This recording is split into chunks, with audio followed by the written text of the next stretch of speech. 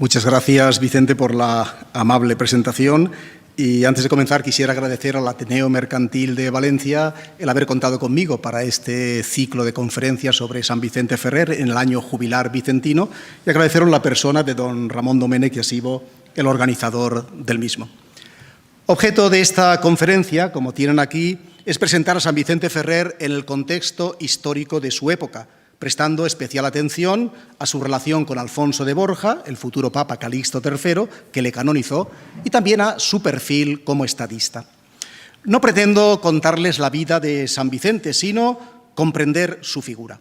Y para ello es imprescindible colocarlo en su contexto histórico, algo que, si es necesario para cualquier personaje, el caso de San Vicente lo es todavía más, porque la imagen que tenemos de él es una mezcla de realidad histórica y de imaginación popular, cuando no de leyenda, tan desbordante que llega a distorsionar la verdadera fisonomía histórica del santo. Así, la visión popular que de él se tiene, al menos en Valencia, es ante todo la de un taumaturgo. Aquí son els miracles, de San Vicent, un hacedor de milagros. Al tiempo que un hombre duro, que extiende airadamente su mano hacia el cielo anunciando desgracias y amenazando a sus oyentes con la cólera divina. Ciertamente, estas visiones de San Vicente corresponden a la realidad, pero parcialmente. Expresan solo una parte, unos aspectos de la compleja figura del santo y tienen el inconveniente de que han contribuido a ocultar o al menos a relegar a un segundo plano el rasgo principal de San Vicente, su vocación apostólica. En efecto, la predicación del Evangelio es la clave de comprensión de la figura de San Vicente, la perspectiva que permite aglutinar toda su vida, al tiempo que da a su persona una gran actualidad en el contexto eclesial actual en el que se nos llama a una nueva evangelización, es decir, a volver a anunciar el Evangelio a las gentes de nuestros pueblos que han perdido la fe o se han olvidado de ella. Y esto es lo que hizo San Vicente Ferrer en su tiempo, y lo hizo excelentemente, de tal manera que yo creo que debería de ser nombrado patrono de la nueva evangelización. Él fue y quiso ser predicador, evangelizador. Un predicador al estilo de su tiempo, ciertamente, con las categorías y los modos de su época muy distintos de los nuestros, y por eso a menudo difíciles de comprender. Y desde esta perspectiva apostólica debemos presentar la imagen del santo si queremos comprenderla correctamente. Como es sabido, San Vicente nació en Valencia el 23 de enero de 1350 en la calle del Mar. Aquí tenemos un cuadro del 18 o del 19 con una visión de cómo estaba la casa natalicia en aquella época. 69 años después morirá en la ciudad francesa de Vannes, en la Bretaña, el 5 de abril de 1419. Su vida transcurre, pues, en la segunda mitad del siglo XIV y los inicios del XV, un tiempo que el historiador holandés Johan Huizinga llamó el otoño de la Edad Media, porque el mundo medieval agonizaba dejando paso al moderno. Fue un tiempo de crisis a todos los niveles, moral, social, político, económico, cultural y sobre todo religioso, debido al cisma de Occidente. Por tanto, el contexto general en el que se desarrolló la vida de San Vicente fue un contexto de crisis crítico. Es un dato muy importante a tener en cuenta y que asemeja en cierta manera a nuestro mundo actual. El primer entorno histórico que debemos examinar para comprender la figura del santo es el de su Valencia natal. Cuando Vicente nace, la ciudad y el reino se recuperaban de la terrible peste, la peste negra del 1348, así como de las guerras de la Unión con sus violentas represiones. No vino al mundo, pues, en una ciudad apacible, tranquila, próspera, sino en años de profundas convulsiones. Y durante su infancia y adolescencia conocerá otras desgracias y catástrofes. Las prolongadas sequías de los años 1356 al 1359, repetidas años más tarde, que ocasionaron grandes hambrunas, el rebrote cíclico de la peste negra, el año 1362 y posteriores, y sobre todo las desastrosas consecuencias de la guerra con Castilla. Por otra parte, la sociedad valenciana del momento era una sociedad violenta y conflictiva. Valencia era entonces una ciudad, y lo mismo cabe decir del reino, con una fuerte diversidad étnica y religiosa, pues en su seno convivían tres grupos diferentes por raza, cultura y religión: cristianos, judíos y moros. Teóricamente regía la convivencia pacífica, pero la verdad es que las relaciones eran muy tensas, como lo muestra el violento asalto a la judería valenciana del 1391, que acabará con la misma, y en el que no intervino San Vicente, como a veces se ha dicho. Tener presente esto es importante para comprender la particular atención que prestó el santo durante su formación al estudio del hebreo y de la exégesis bíblica, con la intención de llevar a cabo una predicación apologética de defensa de la fe cristiana y de controversia, especialmente con los judíos, de cara a su conversión. Aquí tenemos la famosa Biblia de San Vicente que conserva la Catedral de Valencia, así como también buscando la conversión de los musulmanes, conversión que él buscaba urgentemente, pues su convicción de la proximidad del fin del mundo exigía la previa conversión de los judíos, de acuerdo con lo que dice San Pablo en Romanos 11, 25, 26.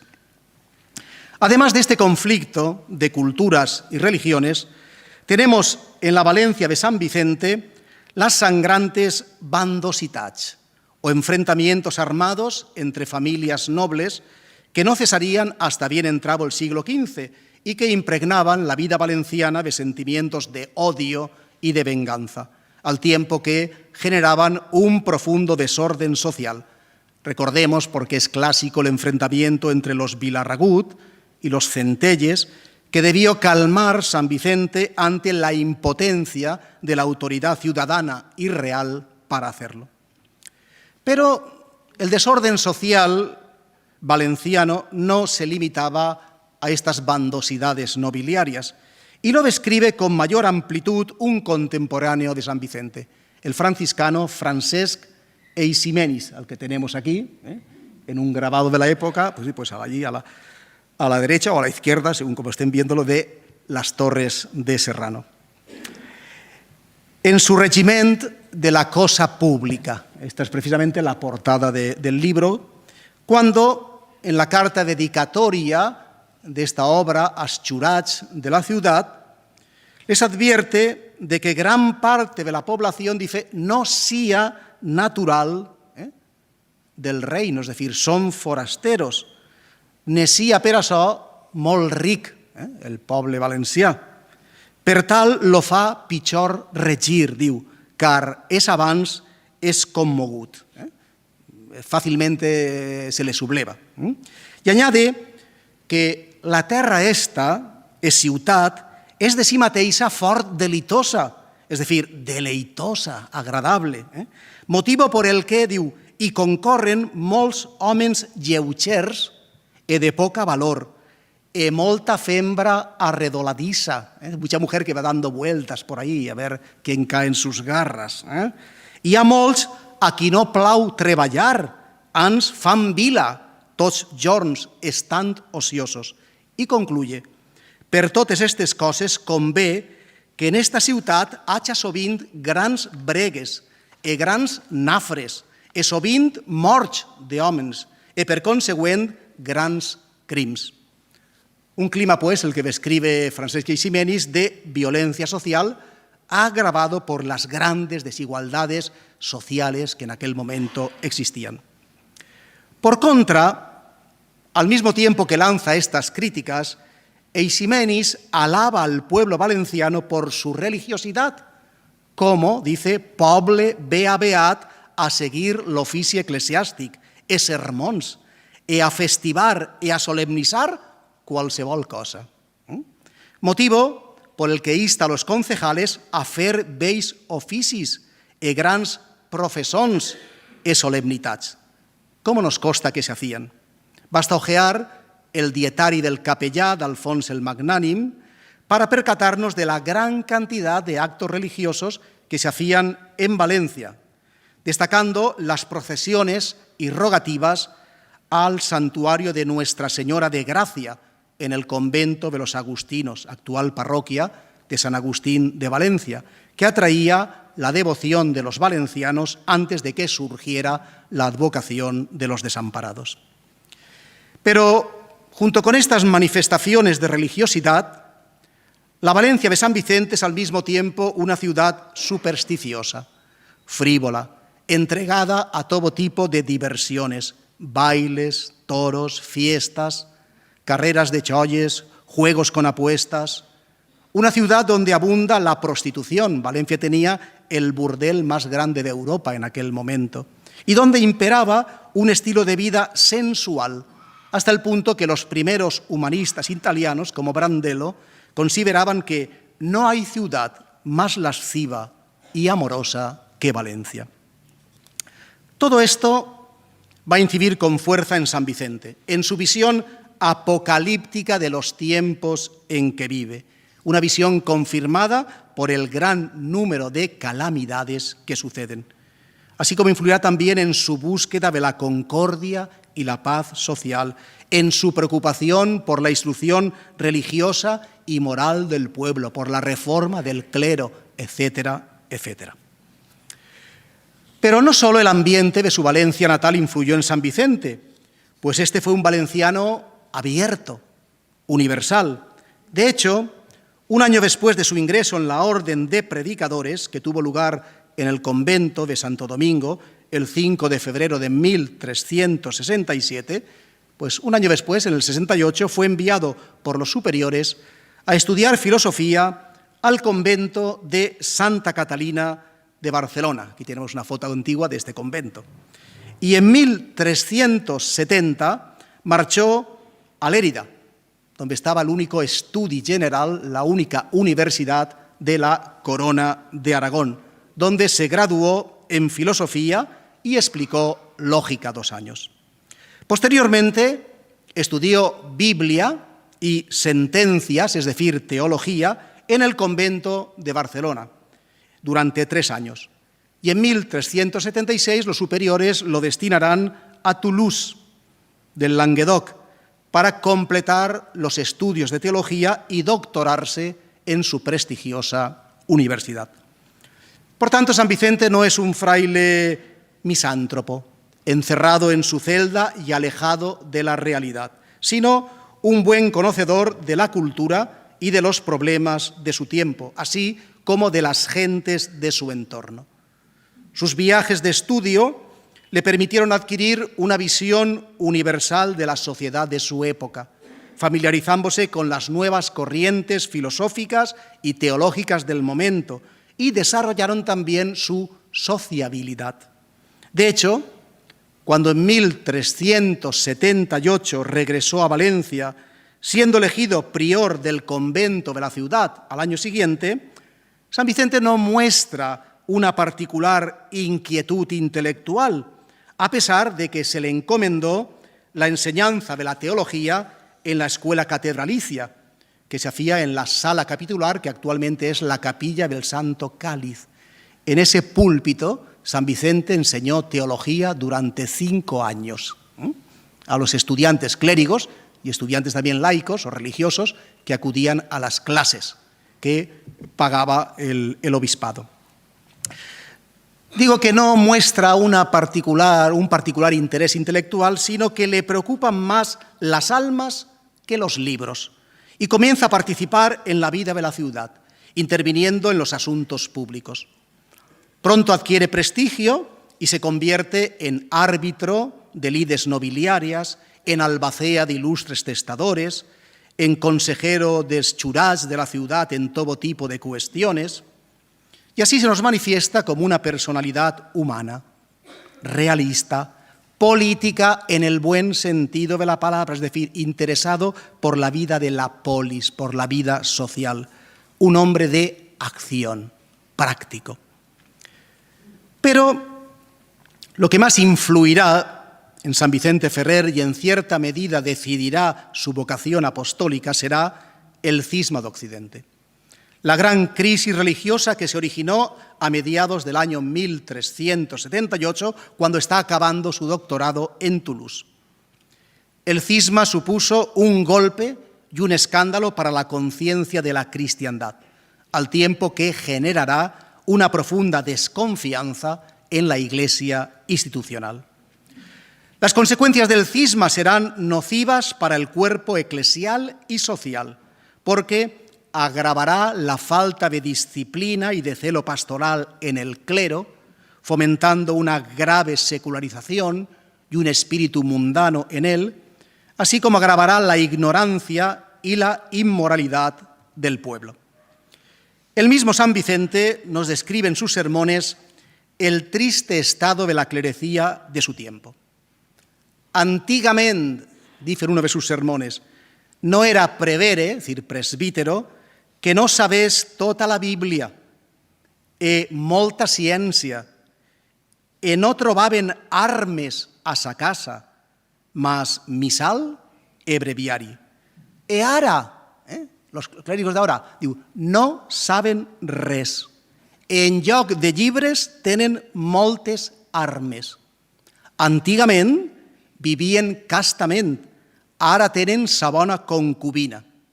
Diu, i de predicar y dar bon exemple, no res. Y lo mismo cabe decir del pueblo. No hay más que leer los sermones de San Vicente para tener una radiografía del estado espiritual del pueblo valenciano. Sobre todo fustiga las supersticiones del pueblo que estaban muy arraigadas. No creguem en endevins, diu, ni en fetillers, no creemos en adivinadores ni en brujos, sino solamente en Déu. Igualmente censurará las malas costumbres que se enseñan a los hijos, como la coquetería y la vanidad a las niñas y la violencia y el uso de la fuerza a los niños. También critica las costumbres lujuriosas, en especial la prostitución, que a su juicio los concejales deberían prohibir o al menos controlar estrictamente. Les putanes, diu en un sermó, que no estiguen per los carrers o cantonades o hostals, a fi que no atraguen ni facen caure en la tentació carnal als flares o als casats. Con su valenciano tan expresivo, dirá en referencia a las costumbres sexuales: «Hui en dia no es respeta cap llei, tot ho volen tastar, fins i tot mores i judies, bèsties, homes amb homes, no hi ha límit». De manera especial censurará la inobservancia del precepto dominical, el adulterio, la blasfemia, la ignorancia de los artículos de la fe y de las oraciones básicas. Antigament, dirá en otro sermón, eren los payesos, los campesinos, o homes treballants, los trabajadores, eren entesos en los fets de Déu, e antigament se sabien senyar, e puis deien lo credo, el Pater Noster, l'Ave Maria, e sabien los 10 manaments. Ara no res. Como vemos, el panorama no era alentador. Será precisamente la conciencia del lamentable estado de la Iglesia lo que conducirá a Vicente Ferrer, a finales del año 1398, a tomar la decisión de abandonar la curia papal de Aviñón, donde era teólogo y confesor del Papa Luna, Benedicto XIII, y lanzarse a predicar por toda Europa con el fin de recristianizar las masas y dar una solución espiritual al cisma de Occidente mediante la reforma de las costumbres in capite et in membris, es decir, en la cabeza, papa, obispos, et in membris, en los fieles. Una decisión, esta de abandonar la curia, que él justificará con una visión que tuvo en sueños el 3 de octubre de dicho año, donde se le apareció Jesucristo acompañado de San Francisco de Asís y Santo Domingo de Guzmán y le dio el encargo de evangelizar el mundo a imitación de ambos santos. Más aún, Jesucristo le dijo que su predicación precedería a la venida del anticristo y al inicio del fin del mundo. Por eso, en sus sermones, insistirá en la inminencia de este final, el juicio final, y llamará a la conversión antes de que sea tarde. A partir de este momento, se consagrará exclusivamente a la predicación. Y lo hizo proclamándose legado a latere Christi, es decir, enviado directamente por Jesucristo como embajador plenipotenciario suyo, con libertad absoluta para predicar en cualquier parte sin necesidad del permiso de la jerarquía, ni siquiera del Papa. Y así, un año después, el 22 de noviembre de 1399, pues tras vencer la obstinación, la oposición de Benedicto XIII, abandonará Aviñón y empezará un itinerario apostólico de 20 años por los caminos de Europa hasta su muerte. Acompañado de un pequeño séquito que con el tiempo se hizo mayor y que él llamaba su compañía de penitentes, va a recorrer pueblos y ciudades del Languedoc, de la Provenza y el Delfinado, los valles alpinos franceses e italianos, el Piamonte y la Lombardía, Turín, gran parte de Suiza, Friburgo, Lyon, Génova, Savona y toda la Liguria, Perpiñán, Montpellier, Elna, Gerona, Barcelona, Tortosa, Morella y el Maestrazgo y todo el reino de Valencia hasta Orihuela, desde donde entró en Murcia y a partir de allí va a recorrer a lo largo de más de un año gran parte del reino de Castilla, hasta que en abril de 1412 debió interrumpir la predicación porque lo reclamaban en Caspe para intervenir en el famoso compromiso. Esta es la colegiata de Santa María de Caspe.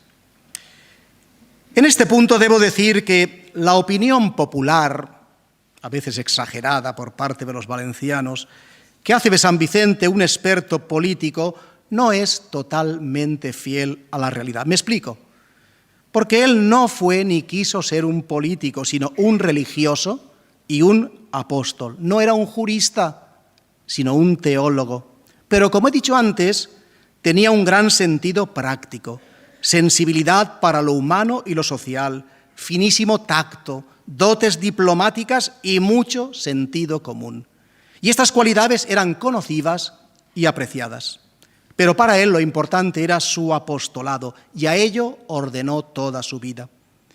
Incluso sus intervenciones en cuestiones políticas o sociales estaban dictadas por un interés último evangélico. Y así, cuando lo vemos actuar como pacificador en las diferencias entre nobles, no lo hace como simple jurista, sino como ministro de Dios que exhorta a ir más allá de la justicia, al perdón verdadero, a la eliminación del odio y los rencores, hasta el punto de merecer justamente el apelativo de ángel de paz.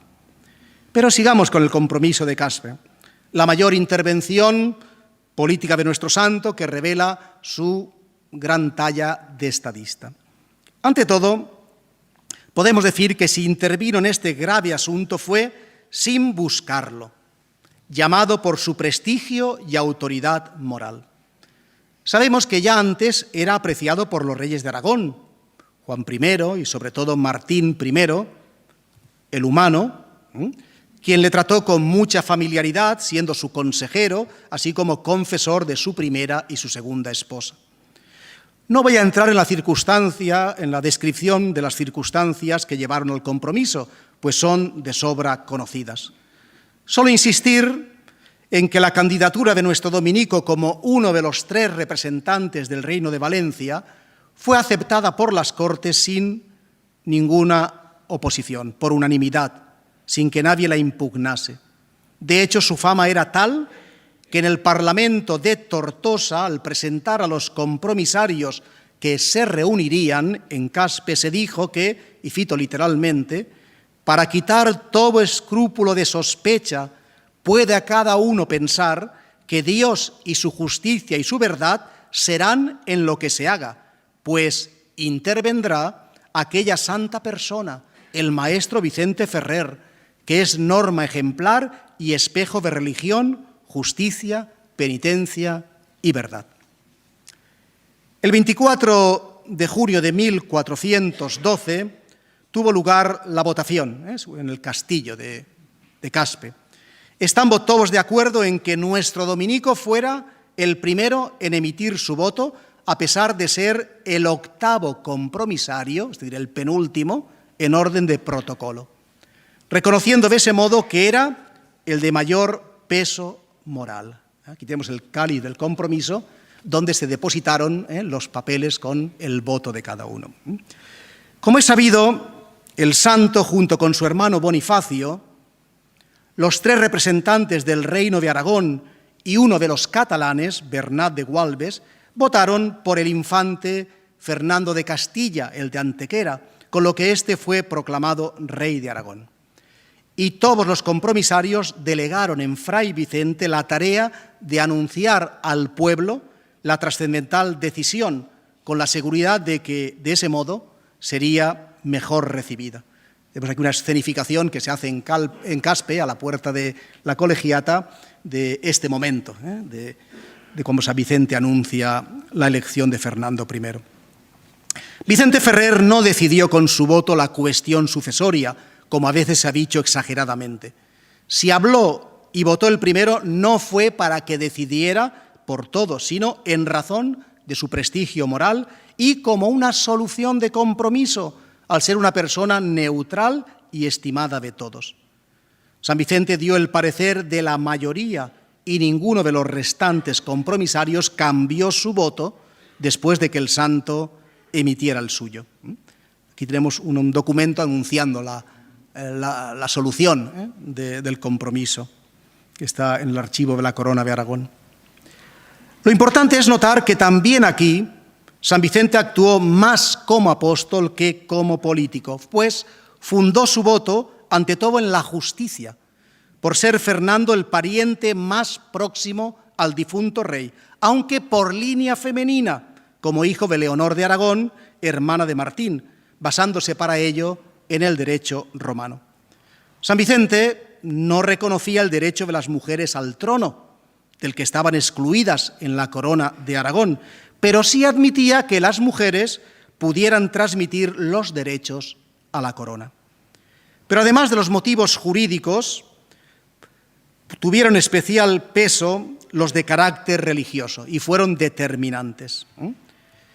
En un sermón predicado poco después ante el nuevo rey Fernando I, San Vicente adujo los designios de la providencia como causa última de su entronización. Sin duda esto se debe a que en el otoño de 1411, apenas un año antes del compromiso, San Vicente predicó en la corte del entonces infante de Castilla, en Ayllón, y tuvo ocasión de conversar ampliamente con él, convenciéndose de que era el hombre providencial para restaurar la unidad de la Iglesia e instaurar la paz civil en la Corona de Aragón. En primer lugar, era un ejemplo de esposo y padre. Además, era un hombre religioso y piadoso. Había mostrado un celo extraordinario por la cruzada. Era justo, amado por sus súbditos castellanos. Desempeñaba con prudencia la regencia del reino de Castilla, tras la muerte de su hermano Enrique III y la minoría de edad de su sobrino Juan II, que apenas contaba un año. Al igual que Benedicto XIII, uno de los mayores partidarios en la sombra del infante castellano, Vicente Ferrer estaba convencido de que, al margen de los derechos de orden jurídico al trono, que él tenía muy en cuenta, en los que estaba en paridad de condiciones con su rival, el conde de Urgel, Fernando daba mayores garantías de ser un rey que fuese servidor de Dios y aumentador de la Santa Iglesia, y por quien viniese paz y provecho al reino y a la comunidad, como anotaba el secretario del infante, Luis Panzán, tras las conversaciones con el Papa Luna. Bien. De tal manera que la imagen proyectaba en algunos sectores de la historiografía catalana de un San Vicente traidor a su tierra y castellanista, no es sostenible de ningún modo. Pues en aquel momento ninguno de los compromisarios que votaron al infante de Castilla, ni ninguno de los súbditos de la corona de Aragón que lo recibieron como rey, pensaron que se instauraba una nueva dinastía castellana, sino que pensaron que se continuaba la dinastía tradicional de la corona de Aragón. Es un anacronismo pensar esto. A este respecto debo decir, con los padres dominicos José María Garganta y Vicente Forcada, que las mayores críticas que se han hecho al fallo de Caspe y al voto de San Vicente, y también los mayores elogios, provienen de suponer que Caspe es el primer eslabón de una cadena que termina en la unión de la corona de Aragón con la de Castilla. Como hecho histórico, dicen estos historiadores dominicos, no lo afirmamos ni lo negamos, pero no puede decirse que los hombres de Caspe y menos San Vicente tuvieran tan amplias perspectivas y tan ocultos fines totalmente opuestos a la concordia de Alcañiz, reguladora del compromiso. Por tanto, también es un anacronismo querer presentar a San Vicente en Caspe como fautor, adalid, de la unidad de España. En conclusión, si San Vicente intervino en cuestiones de Estado, no fue por su gusto o su interés, sino porque lo buscaban los notables de su tiempo a causa de su santidad y justicia, por su imparcialidad y neutralidad.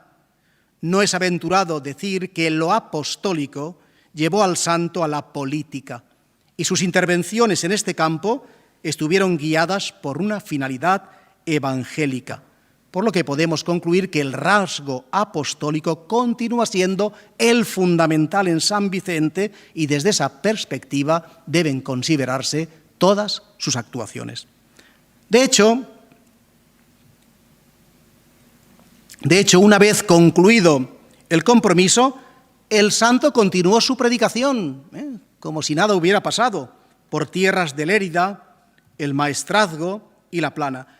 Y en 1413 lo encontramos de nuevo en Valencia, donde se quedó unos meses y predicó la famosa Cuaresma, que es uno de los documentos, digamos, más expresivos de la oratoria del santo.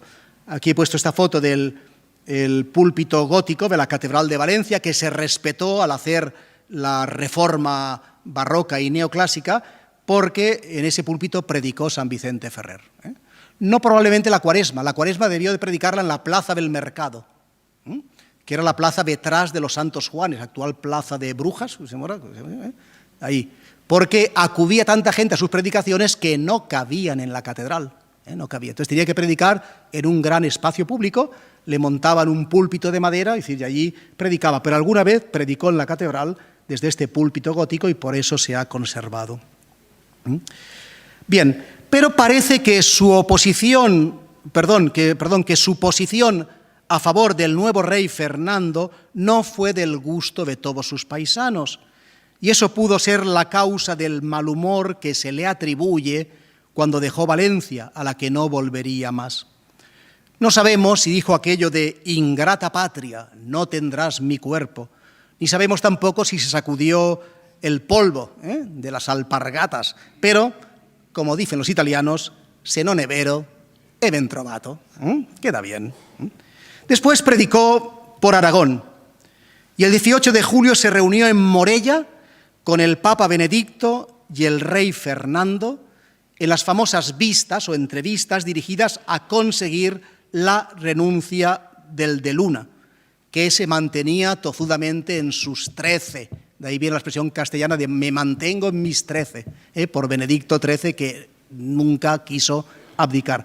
Aquí tenemos un capitel de la Cruz de Término de Morella, actualmente está en el Museo de la Ciudad, que se llama el de las 3 cabezas coronadas, porque presenta al rey Fernando, al Papa Benedicto y a San Vicente como recuerdo de esas entrevistas que hubo allí en Morella.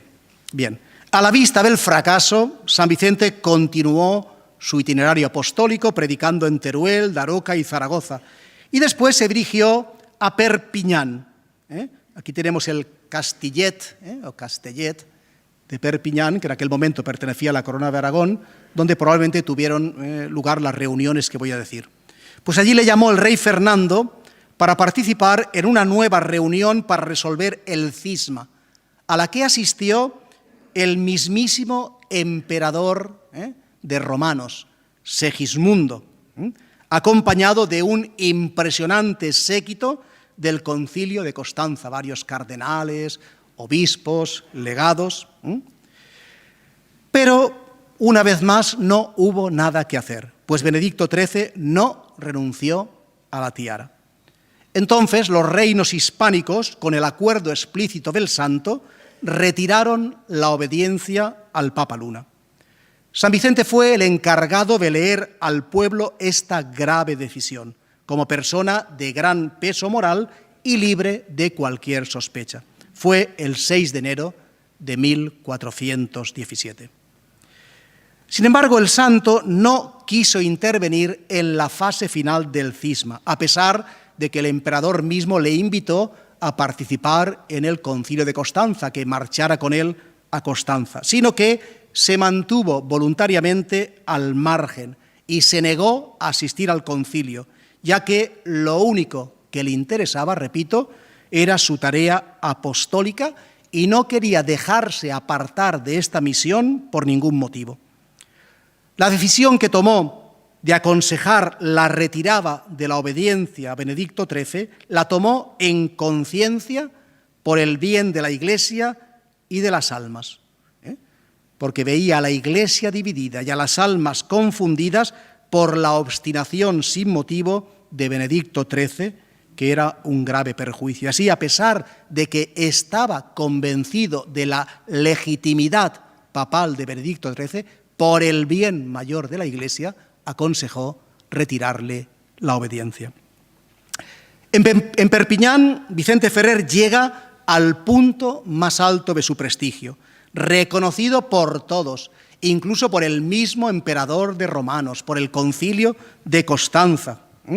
Pero los pocos años que le quedaban de vida quería dedicarlos a predicar, de pueblo en pueblo y de ciudad en ciudad, porque así lo habían hecho los apóstoles de Jesucristo y él quería imitar su vida apostólica. Aquí tenemos una acuarela de Segrelles que presenta eso a San Vicente sobre el mundo.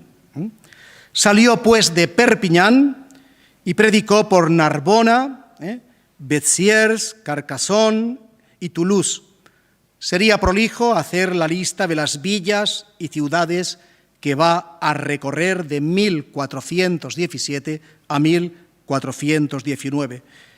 Consumido en el cuerpo, aquí tenemos a San Vicente más anciano, pero reviviendo cada día a la hora de la misa y del sermón. Eso dicen los testigos de su proceso. Llegaba cansado, decrépito, apenas tenía fuerzas para subir al púlpito, pero cuando empezaba a predicar, dice, se transformaba en un joven. Hay que ver cómo gritaba, dice, y cómo le volvía el color y las fuerzas. Reclamado por el duque de Bretaña, en febrero de 1418 llegó a Nantes y de allí se dirigió a Vannes, donde tenía la corte el duque, para recorrer después los fríos caminos de la Bretaña hasta Caen, en Normandía, donde parece ser que predicó ante el rey de Inglaterra en un frustrado intento de lograr la paz con Francia. Desde allí volverá a Bretaña y recorrerá durante más de un año esta península. Y allí morirá, en la ciudad de Vannes, el 5 de abril de 1419, después de predicar la Cuaresma. Moría el hombre y empezaba la leyenda del predicador más fogoso, más popular, más fascinante y más extraordinario que haya conocido Europa. Como era de esperar, su fama de santidad hizo que inmediatamente se pusiera en marcha el proceso de canonización. Y así, pocos años después de su muerte, se confeccionó en Vannes un libro con los milagros que acontecían en su sepulcro. Tenemos aquí una predela de Ercole de Roberti con los milagros de San Vicente Ferrer que se conserva en el Museo Vaticano. Este libro, con los milagros de San Vicente, fue remitido al Papa Martín V, junto con la súplica de los prelados y los nobles de Bretaña, encabezados por su duque, pidiendo la canonización del fraile dominico. Pero fue el sucesor de Martín, Eugenio IV, quien puso en marcha el proceso, que marchó muy lentamente hasta que su sucesor, Nicolás V, lo aceleró, nombrando una comisión cardenalicia encargada de revisar los milagros atribuidos al siervo de Dios, comisión de la que formó parte el cardenal de Valencia, Alfonso de Borja, quien le canonizaría el 29 de junio de 1455, apenas unos meses después de convertirse en el Papa Calixto III, pues aseguraba que en su niñez o juventud había tenido un encuentro con el santo, quien le predijo su exaltación al pontificado y que le canonizaría. Esta noticia, que a primera vista parece una leyenda, tiene sin embargo base en la documentación contemporánea. La primera referencia al respecto la encontramos de forma bastante oscura, sin hacer alusión a San Vicente, en una carta que en 1455 San Juan de Capistrano dirige al Papa Calixto nada más enterarse de su elección. Si bien la primera mención explícita la hace el cronista dominico Pietro Ranzano, quien se encontraba en Roma cuando fue elegido Calixto III y que escribiría en 1456 la primera vida de San Vicente, un pequeño opúsculo titulado De Vita et Gestis Santi Vincenzi Ferreri Confessoris, donde narra esta anécdota, situándola durante una predicación del santo en Valencia, en la que estaba presente el joven Alfonso de Borja. Aquí tenemos el retrato de Calixto III, el único que conservamos auténtico de Sano di Pietro en la Pinacoteca de Siena. Una segunda fuente que nos informa de este hecho es otro dominico italiano del siglo XV, Roberto Caraccioli de Liccio, el cual se hace eco del hecho en un sermón que predicó sobre San Vicente, donde afirma haber tenido noticia del vaticinio de labios del mismo Papa, aunque no lo presenta como hecho al joven Alfonso de Borja, sino a su madre. Dice que es a la madre la que le dice que ese niño va a llegar a Papa. Y también se narra esto en otra fuente de finales del siglo XV, la Cronaca di Anonimo Veronese. Que la noticia del vaticinio circulaba en tiempos de Calixto y que el mismo Papa la divulgaba es algo históricamente indudable, pues como vemos aparece en numerosas fuentes contemporáneas, sobre todo en una de notable peso histórico, los Commentari o Memorias del sucesor de Calixto en el pontificado, el gran Pío II, el humanista Eneas Silvio Piccolomini, quien, tras narrar la elección papal de Calixto, la cual siguió muy de cerca, pues participó en el cónclave como embajador del emperador Federico III, dice, y cito literalmente, que ya varios años antes, vacante entonces la sede apostólica, predijo a todos su asunción al pontificado y afirmó que él sería sin duda el próximo pontífice, aunque nadie le creyó, y todos pensaban que deliraba a causa de su vejez, pero su vaticinio fue verdadero, el cual decía que se lo había hecho San Vicente, un compatriota suyo ya difunto, al que canonizó. Hasta aquí las palabras de Pío II. Y podrían citarse más testimonios contemporáneos, a los que sumar la misiva de los embajadores milaneses en la corte pontificia, que tuve la fortuna de encontrar entre la correspondencia del duque Francesco Sforza en el Archivio di Stato de Milán. En la postdata de un largo despacho, fechado el 22 de mayo de 1455, Bartolomeo Visconti, obispo de Novara, y Nicodemo da Pontremoli, sus embajadores, decían al duque, aquí lo tienen en italiano, yo voy a traducir en castellano: como novedad, avisamos a vuestra señoría que mañana nuestro señor el Papa procederá a la canonización del Beato Vicente, en consistorio público y de modo solemne, tal como es habitual en semejantes actos.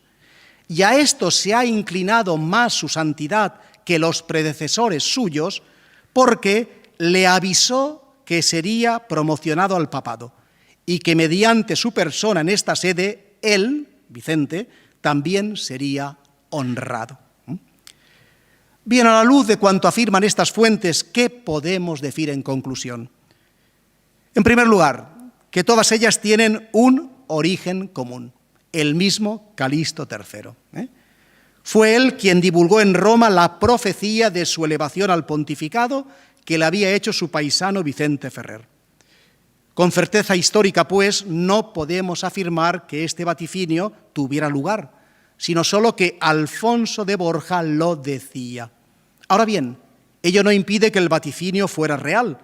Si nos fijamos, Calixto no afirmaba solo que Vicente Ferrer le había predicho que llegaría al papado, sino también que una vez instalado en la cátedra de Pedro, le canonizaría.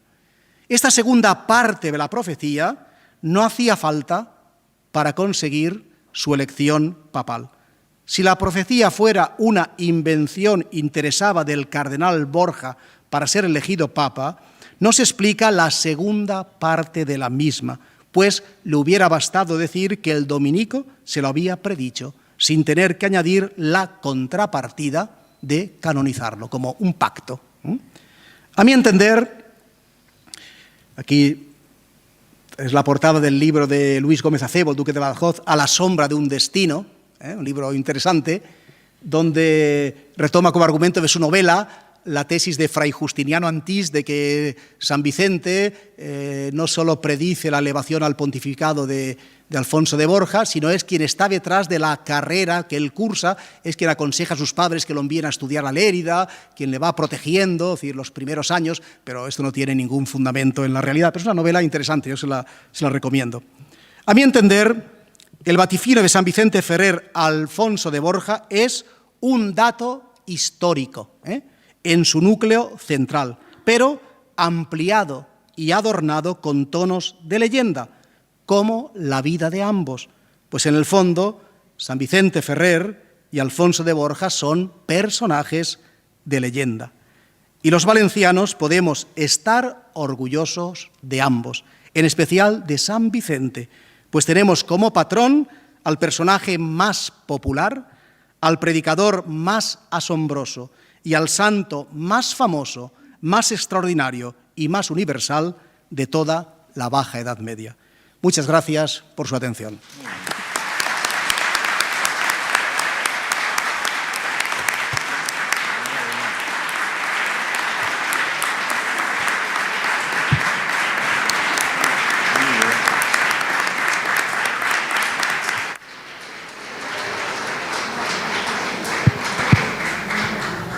Enhorabuena, don Miguel. Muchas gracias por esta espléndida conferencia, erudita, pero además amena. Ha demostrado, lógicamente, como todos sabíamos, que en profundidad conoce a San Vicente, ha estudiado a San Vicente y, sobre todo, quiere a San Vicente y quiere divulgar ese conocimiento para mayor gloria de San Vicente y para mayor gloria de Valencia. Muchas gracias.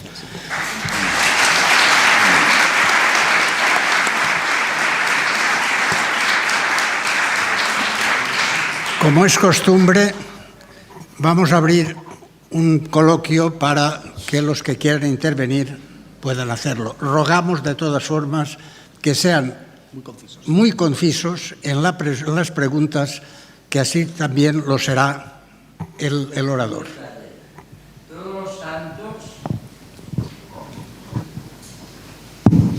Todos los santos que yo he leído en la historia se ha hecho hincapié el Beato Vicente, que canonizó Calixto III, pero ¿cuándo lo elevaron al siervo de Dios beato? ¿Se sabe? No, en aquel momento no existía la beatificación, se pasaba directamente a canonización. Eso es más tarde, con Urbano VIII, es el que establece todas las formas del proceso, pero se pasaba. Incluso no había canonización. San Francisco de Asís, por ejemplo, es canonizado popularmente y el Papa va poco tiempo después, unos meses después de su muerte, y lo canoniza allí en Asís. No había beatificación en aquel momento.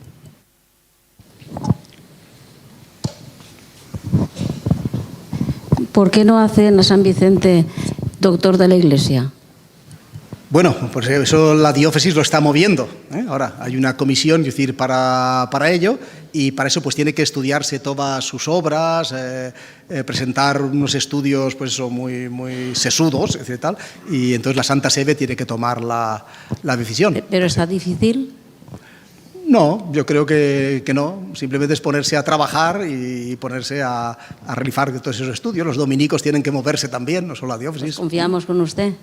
Por supuesto, como historiador, pero ya hacen falta teólogos, hacen falta más, no solo historiadores, sino teólogos sobre todo.